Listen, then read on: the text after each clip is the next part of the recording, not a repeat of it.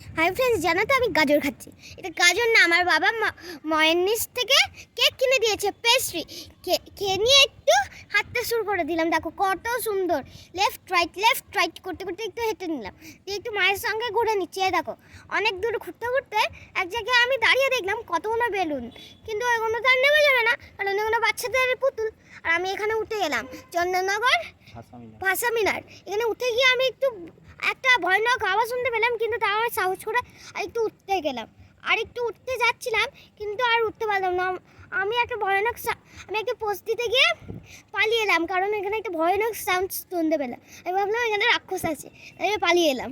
আর এখানে আমার বাবা আমাকে নিয়ে গেল। তারপর বাবা দেখালো যে ওইগুলো কিচ্ছু না রে, ওইগুলো শুধু একটা পাথর, ওইখানে আওয়াজ করছে। আর এখানে আমি চলে এলাম, একটু পার্কে চলে এলাম। পার্কে এসে খেলতে শুরু করে দিলাম। এই স্লিপ খাচ্ছি, দোলনা খাচ্ছি, এই করতে করতে অনেকক্ষণ হয়ে গেল। এই যে দোলনা খাচ্ছি, একটা দোলনা তো ভাঙা, তাই আমি ওটা খেতে পারলাম না। আর অনেক জোরে জোরে খাচ্ছিলাম, এটা আমি একাই দোল খাচ্ছিলাম, বুঝলে। আমার বাবা শুধু দাঁড়িয়েছিল যাতে না আমি পড়ে যাই। তারপর আমি এখানে চলে এলাম, এখান দিয়ে আমাদের পার্কটা ঢোকে, জানো। তারপর একটু ঘুরে নিলাম, ঘুরতে ঘুরতে একটু বাড়ি চলে আবার পথে দেখলাম কতগুলো বাসি ঢাক এগুলো যাচ্ছে।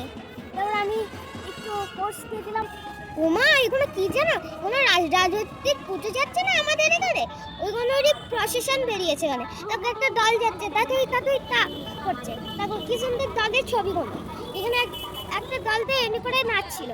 আর এখানে দেখো একটা রাজা ঘোড়া নিয়ে যাচ্ছে, কি সুন্দর দেখতে লাগছে, মনে হচ্ছে আমিও ওই ঘোড়ার ওপরে চেপে বলি, কিন্তু না, কারেন্ট চার্জ লেগে যাবে, কারেন্ট চার্জ লেগে গেলে তো আমি একদম ভূতনি হয়ে গেলাম। তাই আমি উঠিনি, কিন্তু ওটার খুব খুব ইচ্ছে হচ্ছিল। এ দেখো কতগুলো বাসি ঢাক এখন চলে গেল পাশ থেকে, আবার ঘুরে আসছে। দেখো তাতুই ঘুরে এলো দেখো আবার খুলে এলো। এবার চারটি উঠেও আমার চাপতে ইচ্ছে করছিল, কিন্তু না, আগের বার পরে দিলাম যে কারেন্ট লাগবে, এই চলে গেল। তারপরে আবার ঘুরে আসবে, আবার যাবে, আবার ঘুরে আসবে, এমনি হবে, তাই না। আবার সব ভিড় হয়ে গেল ঘুরে আসতে আসতে। আমাদের চন্দননগরের লাইট, জানো। দেখো কতগুলো ঠাকুর যাচ্ছে, এখান থেকে মোট 3টে ঠাকুর চলে গেল। আমি তাই নমো করে নিলাম।